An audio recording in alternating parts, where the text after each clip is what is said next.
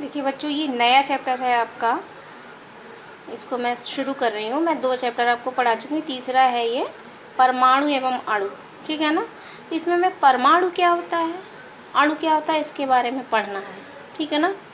तो परमाणु क्या होता है बच्चों, किसी भी पदार्थ का वह छोटा से छोटा कण होता है जिसको हम नग्न आँखों से नहीं देख सकते हैं, ठीक है। और अणु क्या होता है, अणु होता है पदार्थ का छोटा से छोटा कण जिसको हम अपनी आंखों से नहीं देख सकते, उसको परमाणु कहते हैं। 2 या 2 से अधिक परमाणुओं के मिलने से क्या बनता है, अणु बनता है, ठीक है। तो इसको हम थोड़ा सा देखते हैं यहाँ पे रासायनिक संयोग के नियम में, ठीक है। अभी हम क्या करते हैं, इसमें रासायनिक संयोग के कुछ नियम होते हैं, उनको देखना है हमें। ये हमारा पहला इसमें बिंदु है। देखिए, रासायनिक संयोग के नियम क्या होते हैं। एक वैज्ञानिक थे बच्चों, लेवाजिये थे और जोसेफ एल प्राउस्ट थे। उन्होंने क्या किया था, जोसेफ एल प्राउस्ट ने बहुत अधिक प्रायोगिक कार्यों के पश्चात रासायनिक संयोग के 2 नियम बनाए थे। तो पहला नियम है द्रव्यमान संरक्षण का नियम। द्रव्यमान संरक्षण का नियम क्या होता है, इसको देखिए।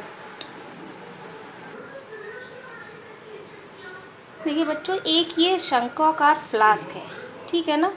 इसमें क्या किया गया है, एक्स और वाई, एक छोटी सी परख नली है, उसमें एक विलयन भरा गया है और वाई में एक विलयन भरा गया है, ठीक है ना।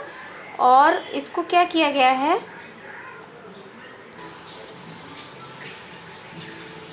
देखिए बच्चों, ये फ्लास्क है, इसमें हम एक विलयन लेंगे, ये वाला, इसमें एक वाई विलयन भरा हुआ है और ये जो परख नली है गोल गोल, इसमें एक्स विलयन भरा है और इसको इस तरह से बांध लिया गया है। ये अलग अलग है, इसमें एक अलग द्रव और इसमें अलग द्रव, और इसको क्या किया, हमने तौल लिया, ठीक है।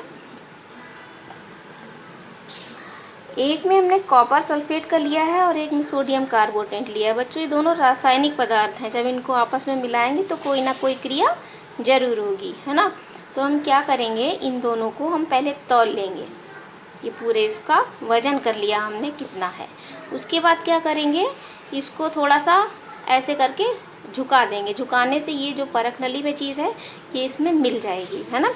एक्स वाई दोनों परस्पर क्या हो जाएंगे, मिल जाएंगे। मिलने के बाद क्या हुआ, हम इसको दोबारा से तौलेंगे। जब दोबारा से तौलेंगे तो क्या होगा, इसको हमें सोचना है। देखिए, जैसे पानी है, उसको आप 1 लीटर को रख दीजिए भगोने में, गर्म करिए, ठीक। या उसमें उसमें 2 चम्मच चीनी डाल देते हैं आप, गर्म करते हैं, या शरबत बनाते हैं, तो उसका वज़न क्या होता है, बदलता नहीं है। इसी तरह से यहाँ पर क्या है, इन दोनों को मिला देंगे और इसका जब हम वज़न करेंगे तो इसका द्रव्यमान पहले ही जितना आएगा, क्योंकि यहाँ कार्क बंद है, यहाँ से कोई भी गैस ऊपर नहीं जा सकती, यहीं रहेगी इसी में। इसलिए क्या होगा कि इसका पहले का, इस परख नली का और इस विलयन का जो वज़न है वो मिक्स करने के बाद भी उतना ही होगा, है ना। तो इससे हम एक नियम जो है बनाते हैं, उसको कहते हैं द्रव्यमान संरक्षण का नियम। वो क्या है, उसको देखिए। द्रव्यमान संरक्षण के नियम के अनुसार किसी रासायनिक अभिक्रिया में द्रव्यमान का तो ना तो सृजन किया जा सकता है, ना ही विनाश। यानी कि रासायनिक अभिक्रिया जो अभी हमने इसमें देखी थी, उसमें ना तो कोई नया पदार्थ हम बना सकते हैं, ना ही हम किसी पदार्थ का विनाश कर सकते हैं। केवल उसका क्या बदल सकते हैं, रूप बदल सकते हैं। रूप बदल सकता है चीज़ों का, लेकिन उनका कुल द्रव्यमान जो है वो क्या होगा, निश्चित होगा। भार, द्रव्यमान मीन्स जो वजन है किसी चीज़ का, m, वो क्या होगा, निश्चित होगा। देखिए, जो अगला काम है आपका, वो क्या, स्थिर अनुपात का नियम आपको देखना है। इस नियम में क्या है बच्चों, अनुपात देखा जाता है किसी चीज़ में, किसी भी तत्व में या किसी यौगिक में। यौगिक जो है ना, यौगिक, तो उसमें स्थिर अनुपात होता है। कैसे होता है उसको हम थोड़ा सा समझते हैं।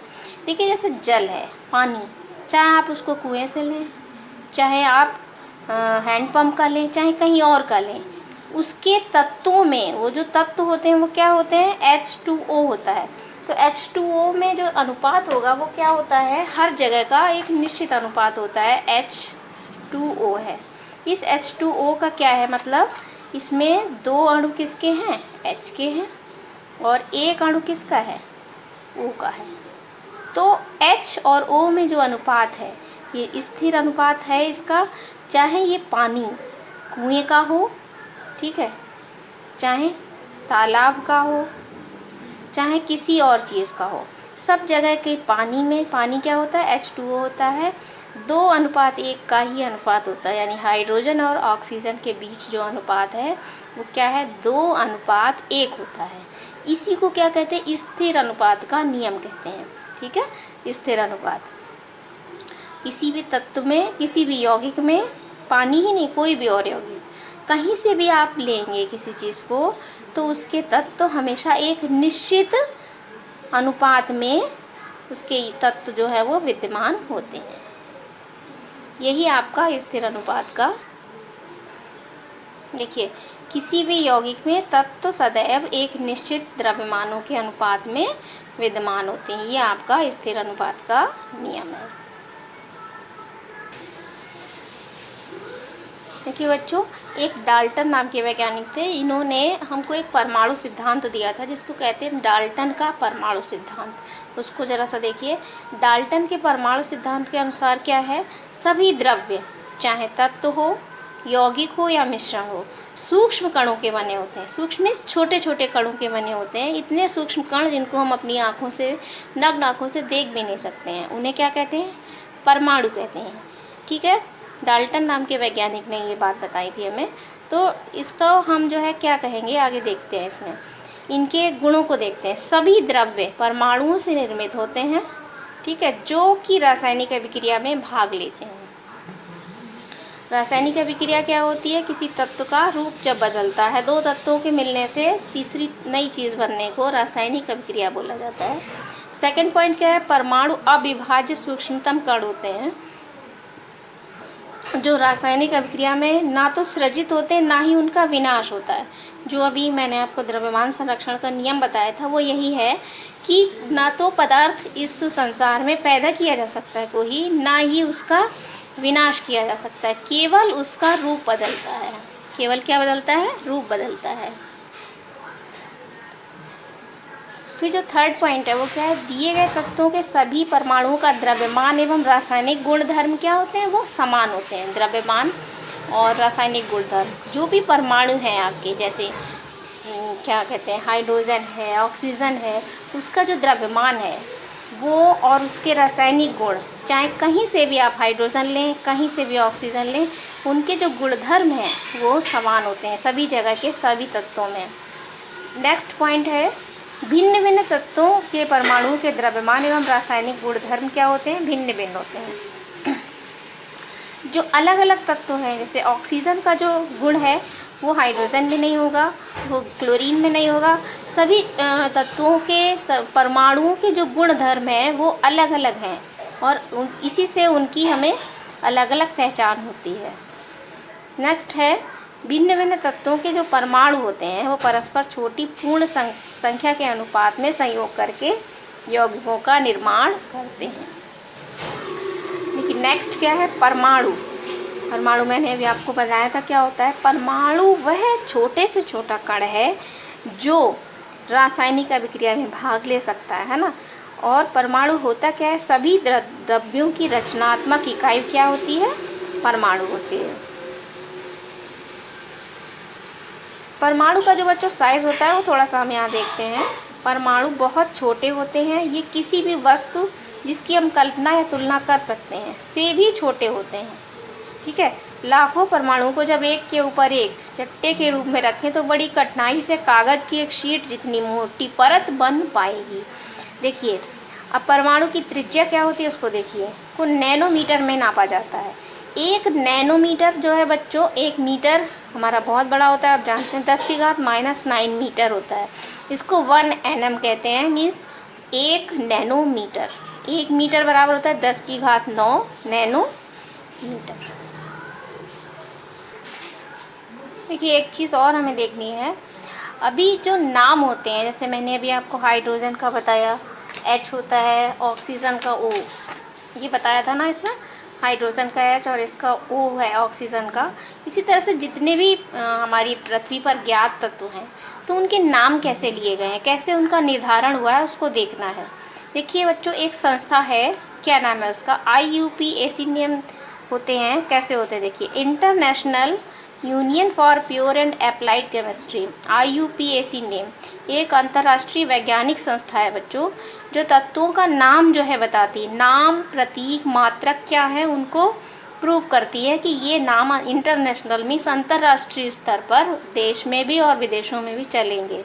अधिकतर तत्वों के प्रतीक और उनके नाम जो है अंग्रेजी के 1 या 2 अक्षरों में लिखे होते हैं।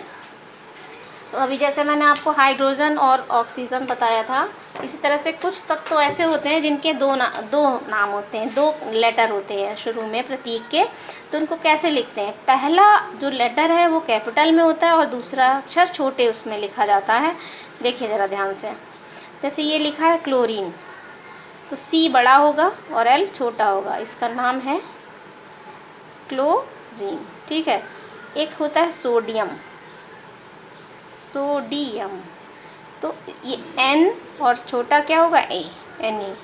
चांदी आप सब जानते हैं, सिल्वर होती है चांदी, उसको Ag से लिखते हैं, Ag। ठीक है। इसी तरह से सोना अभी आप इसको गोल्ड या सोने के नाम से जानते होंगे। इसका जो प्रतीक है विज्ञान में वो क्या है, AU है, ऑरिक कहलाता है ये, देखिए AU। ठीक है। इस तरह से क्या है, ये वो नाम हैं जो 2 अक्षरों से लिखे गए हैं, क्लोरीन, सोडियम, ये जी सिल्वर आपकी चांदी, ये सोना। तो इस तरह से जो 2 नाम वाले तत्व होंगे उनमें पहला अक्षर क्या होगा, बड़ा, और दूसरा छोटा होगा। ये आपकी तत्वों के लिखने का तरीका है। उदाहरण दिया भी है, हाइड्रोजन, एल्युमिनियम। Al ऐसे लिखेंगे, Al ऐसा नहीं लिखा जाएगा। कैसे लिखा जाएगा, Al। कोबाल्ट है CO इस तरह से नहीं लिखेंगे। तो ये लिखने का इनका तरीका है जो आपको इसमें बताया। देखिए, आपको बहुत ही ध्यान से इन तत्वों के प्रतीक याद करने हैं। ये Al होता है aluminium, Ar argon, barium Ba, boron B, bromine Br, calcium Ca, carbon C, chlorine Cl, cobalt CO। इसी तरह से कॉपर है Cu, फ्लोरीन का F, स्वर्ण गोल्ड अभी बताया था मैंने आपको Au, हाइड्रोजन का H, आयोडीन का I, आयरन का Fe, सीसा लेड कहलाता है, ये P बड़ा और B स्मॉल बनेगा। मैग्नीशियम में M बड़ा होता है, G स्मॉल बनता है। नियॉन में N बड़ा और E स्मॉल बनेगा। उसी तरह से ये देखिए तत्व हैं इधर और ये प्रतीक हैं, ये आपको लिखने हैं। नाइट्रोजन का N, ऑक्सीजन O, पोटेशियम का K। ये थोड़ा अलग है, पोटेशियम देखने में P लगता है लेकिन K लिखा जाता है। सिलिकॉन Si, चांदी Ag, सोडियम Na, सल्फर का S, यूरेनियम का U और Zn का जिंक। ठीक है। तो ये सारे नाम तत्वों के जो प्रतीक हैं वो आपको लिखने भी हैं। ठीक है, इनको लिखिएगा कॉपी पे और याद करिएगा।